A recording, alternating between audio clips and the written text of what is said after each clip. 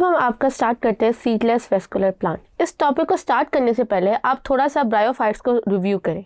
हमने ब्रायोफाइट्स में क्या पढ़ा था कि जो उनकी गेमेटोफाइट होती है वो डोमिनेंट होते हैं। इट मीन्स कि अगर मैं किसी ब्रायोफाइट या मॉस को देख रही हूँ तो असल में उसकी गेमेटोफाइट को देख रही हूँ।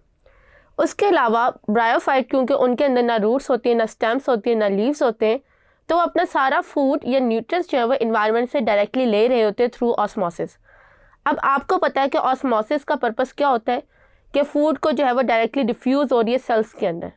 तो अगर सेल्स थोड़े से प्लांट बॉडी थोड़ी बड़ी हो जाएगी या जो सेल्स है वो उनके गिर्द ज़्यादा सेल्स का क्लस्टर आ जाएगा तो फूड या ऑक्सीजन जो है वो इजीली डिफ्यूज़ नहीं होगी उनके सेल्स में और ना ही जो है वो वाटर डिफ्यूज़ हो सकेगा।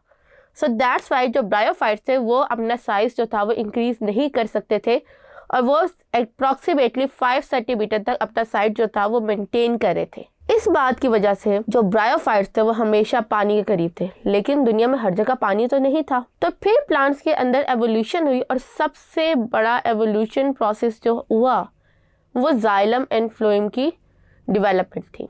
जाइलम एंड फ्लोएम की डेवलपमेंट का पर्पस ये था कि न्यूट्रिएंट्स और फूड की सप्लाई कॉन्टिन्यूस हो और थ्रू आउट द प्लांट हो। अब जो नए प्लांट्स बने उनको हमने सीडलेस वेस्कुलर प्लांट कहा। सीडलेस मीन्स कि ये स्टिल स्पोर्स के थ्रू अपनी रिप्रोडक्शन करते थे और जो है न्यू प्लांट्स प्रोड्यूस करे थे, लेकिन वेस्कुलर थे, उनके पास जाइलम और फ्लोएम आ गया।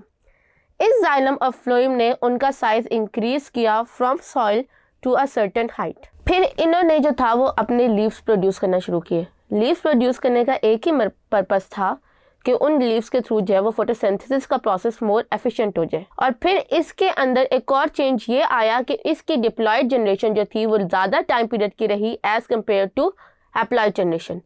डिप्लॉयड हमेशा स्पोरोफाइट होगी और हैप्लॉयड हमेशा गेमेटोफाइट होगी।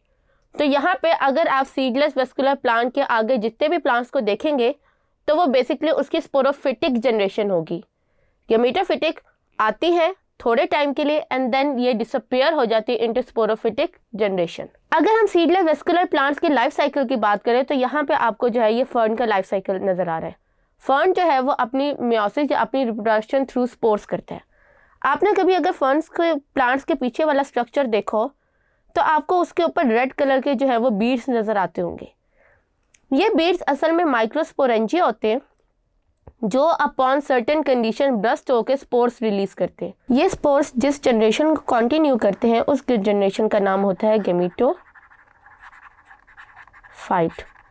ये जनरेशन जो है ये गेमेटोफाइट स्मॉलर टाइम पीरियड के लिए होती है और इसका पर्पस ये होता है कि स्पोरोफिटिक जनरेशन को जो है ये क्रिएट करे। अब यहाँ पे आप देखें गेमेटोफिटिक जनरेशन जो है ये रिजेंबल करती है वेस्कुलर सीडलेस प्लांट की फ्रॉम दी ब्रायोफाइट्स। क्यों रिजेंबल करते हैं? क्योंकि इसके अंदर जो मेल गेमेटोफिटिक जनरेशन होती है उसको हम एंथ्रीडियम कहते हैं और जो फीमेल होती है उसको हम आर्चिगोनियम कहते हैं। और इन दोनों को भी जो है वो पानी रिक्वायर्ड होता है अपनी जर्मिनेशन के लिए। फिर उसके बाद जब इनका स्पोरोफिटिक जनरेशन बनती है तो ये स्पोरोफिटिक मैच्योर होकर इस तरह का स्ट्रक्चर क्रिएट कर देती है और इसके ऊपर जो स्पोर्स है इसकी बैक साइड पे प्रोड्यूस होते हैं जो कि दोबारा इस साइकिल को स्टार्ट करते हैं। अब हम बात करते हैं इसके एवोल्यूशन की। हमें पता है कि ये जो है ये मॉसेस या ब्रायोफाइट से इवॉल्व हुए, लेकिन कौन सा पहले आया, कौन सा बाद में आया या कौन सा जो प्लांट है वो किसके साथ ज़्यादा कॉमन एंसेस्टर शेयर करता है, इसमें साइंटिस्ट का इख्तिलाफ है। नंबर 1, ये प्लांट्स जो थे ये जिस टाइम पीरियड में इवॉल्व हुए उस टाइम पीरियड में हमारे पास इनका कोई फॉसिल रिकॉर्ड जो है वो मौजूद नहीं है। और सेकेंड बात ये है कि हर प्लांट जो है वो अपना आरएनए या राइबोसोमल स्ट्रक्चर्स या अपना डीएनए जो है वो मॉसेस वगैरह के साथ जो है ये शेयर नहीं करते, यहाँ तक कि वो लोग आपस में भी शेयर नहीं करते। सो दैट्स वाई हम लोग कहते हैं कि सीडलेस वेस्कुलर प्लांट्स का कोई भी एक कॉमन एंसेस्टर नहीं है। ये जो है ये मुख्तलिफ टाइम पीरियड में मुख्तलिफ एंसेस्टर से यानी कि मुख्तलिफ ब्रायोफाइट्स की जनरेशन से इवॉल्व हुए। डिवीजन की बात करें तो हम लोग सीडलेस वेस्कुलर प्लांट्स को 4 मेन डिविजन्स में जो है वो डिवाइड करते हैं। पहले विस्क फर्न जिनको हम सिलोफाइटा कहते हैं, फिर क्लब मॉसेस जिनको हम लाइकोपोडोफाइटा कहते हैं, फिर इसके बाद हमारे पास हॉर्स टेल आती है जो सिनॉप्सिडा या इक्विसिटोफाइटा कहते हैं, और फिर आखिर में हमारे पास फर्न आती है जिसको हम पेट्रोफाइटा कहते हैं। अब हम बात करते हैं साइलोफाइटा यानी कि विस्क फर्न की। इन्हें विस्क फर्न इसलिए कहा जाता है क्योंकि इनकी ब्रांचेस जो होती है ये इतनी ज़्यादा ब्रांच होती हैं कि इसको देख के आपको एक झाड़ू की फील आएगी या उस विस्कर की जिससे आप अंडा फेंकते हैं। अगर हम इसके प्लांट स्ट्रक्चर की बात करें तो इसके प्लांट स्ट्रक्चर में दो टाइप की स्टेम्स होती हैं। One is known as aerial stems और सेकंड को हम लोग जो है ये लेटरल स्टेम कहते हैं। लेटरल स्टेम को हम लोग राइजोइड्स कहते हैं। अब ये जो राइजोइड्स होते हैं ये आगे यूं फैलते जाते हैं और ये फंक्शन करते हैं एज रूट्स। फिर उसके बाद अगर हम एरियल स्टेम की बात करें तो एरियल स्टेम्स जो होती हैं ये आपको याद रखना है कि एरियल स्टेम्स जो है वो ग्रीन है। ग्रीन का मतलब है कि फोटोसिंथेसिस जो है ये करिए, और ये जो होती है ये फर्दर इस तरह से ये मज़ीद डिवाइड होती जाती हैं। और इसका जो ऊपर वाला पोर्शन है इसे अगर आप देखें तो इसको आपको जो है ये विस्क अपीयरेंस देगा। फिर इसके बाद इसके जो लीव्स होते हैं वो स्केलर लाइक होते हैं, और ये जो स्केल लीव्स होते हैं ये हर जगह पूरी प्लांट बॉडी के ऊपर जो होता है ये यूँ फैले हुए होते हैं। फिर अगर आप इस स्ट्रक्चर को देखें जिसको हम स्पोरेंजिया कहते हैं, ये स्पोरेंजिया जो होता है ये क्लस्टर ऑफ 3 की फॉर्म में होता है। क्लस्टर ऑफ 3 का मतलब है कि एक स्पोरेंजिया, दूसरा स्पोरेंजिया और तीसरा स्पोरेंजिया, इस तरह करके जो है वो पूरी स्टेम के ऊपर जो होता है वो फैले हुए होते हैं। फिर यहाँ पे जब मेच्योर स्पोरेंजिया होते हैं तो वो ब्रस्ट करते हैं और फिर वो स्पोर्स को जो होता है वो रिलीज करते हैं और वो अपना साइकिल जो है ये दोबारा स्टार्ट कर लेते हैं। अब हम दूसरे प्लांट की बात करते हैं जिसका नाम है लाइकोप्सिडा।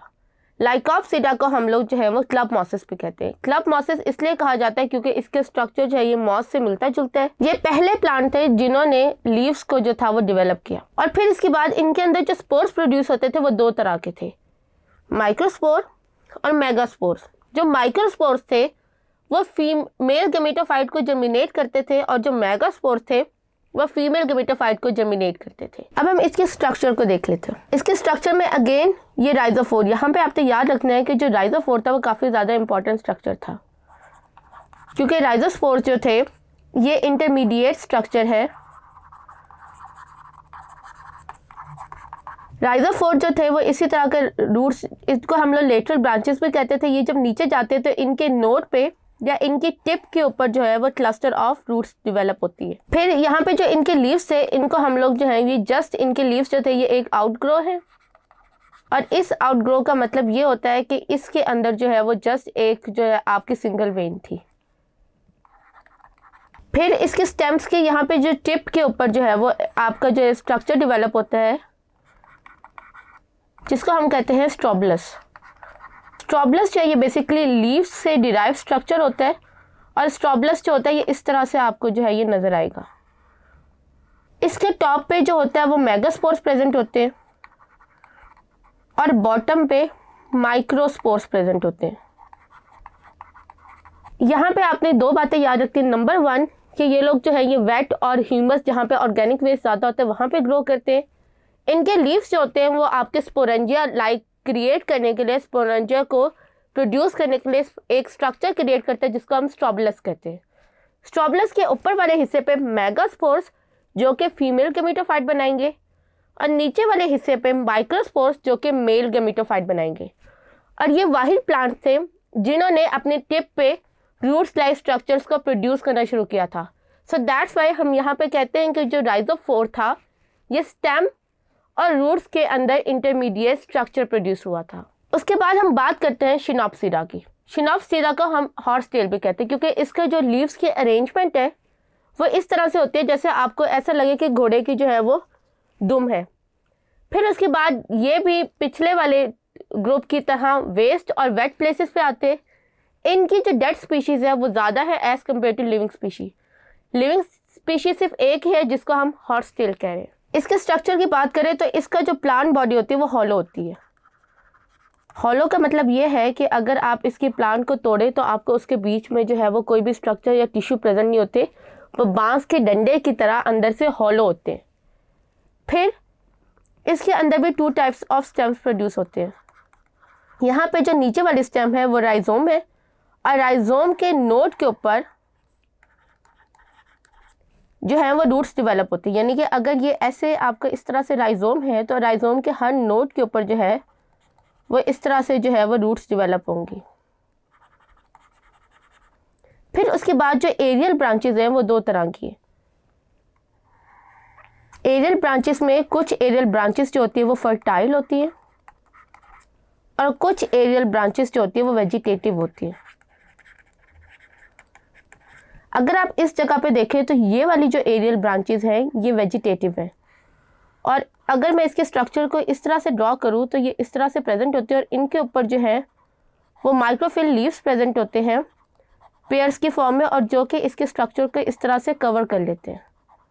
तो हर नोड के ऊपर जो है वो ग्रुप ऑफ एरियल ब्रांचेस की जो है वो फर्दर एक पूरा गुच्छा बनेगा, और हर गुच्छे के ऊपर अगर लेट्स सपोज करें ये एक एरियल ब्रांच ऐसे गुच्छे से बाहर निकली है तो इसके यहाँ और यहाँ पे ऐसे लीव्स प्रेजेंट होंगे जिन्होंने इसको जो है वो मुकम्मल तौर पर ढका हुआ होगा, इसलिए ये आपको ना हेयर लाइक फील देते हैं।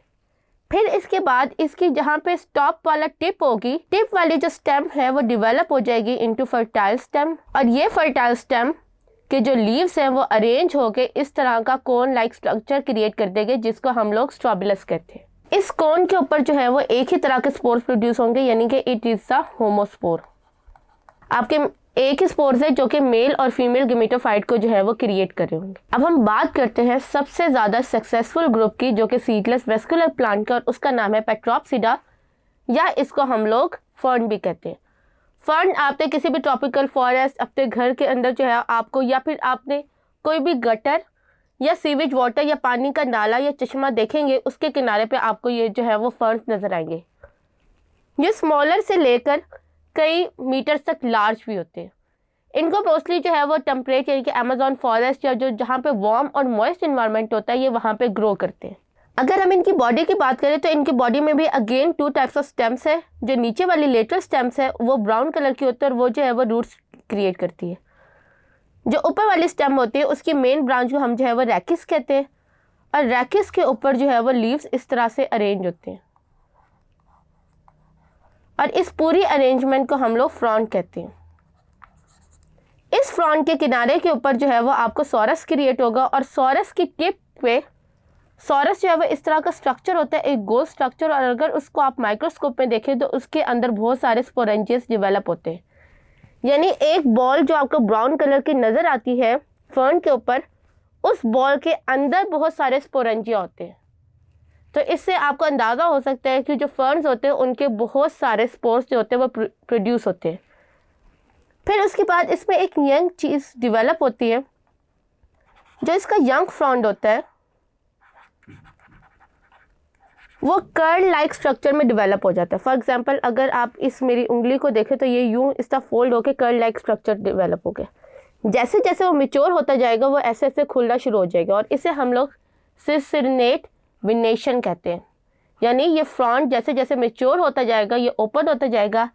ये इस ग्रुप के अलावा किसी और प्लांट की स्पीशी में प्रेजेंट नहीं है। फिर अब हम बात करते हैं कि फर्न्स को अगर आप देखो तो आपको हर जगह नज़र आ जाते हैं, लेकिन अगर मैं लाइकोप्सिडा, शिनोप्सिडा और दूसरे इनके ग्रुप्स की बात करूँ तो वो आपको कहीं नज़र नहीं आते। इट मीन्स कि जब ये इवॉल्व हुए थे तो फर्न्स के अपने अंदर कुछ ऐसे कैरेक्टरिस्टिक्स डेवलप किए थे जो इसके अलावा किसी और स्पीशी के पास नहीं थे। वो कौन से कैरेक्टर्स थे? नंबर 1, इन्होंने रूट, स्टेम्स और लीव्स जो थे वो डेवलप करना शुरू कर दिए थे। फिर इनके अंदर जो गेमेटोफाइट डेवलप होता था वो स्पोरोफाइट से टोटली डिफरेंट और टोटली सेपरेट था। यानी गेमेटोफाइट भी इंडिपेंडेंट था और स्पोरोफाइट भी जो था वो इंडिपेंडेंट था। फिर आपके जो फर्न थे उनके अंदर एसेक्सुअल रिप्रोडक्शन भी हो सकती थी, यानी कि अगर आपकी इस फर्न को रूट से यानी कि राइजोम से आप काट के किसी और जगह पे ग्रो करवाओगे तो वो इजीली जो है वो ग्रो हो जाएगा।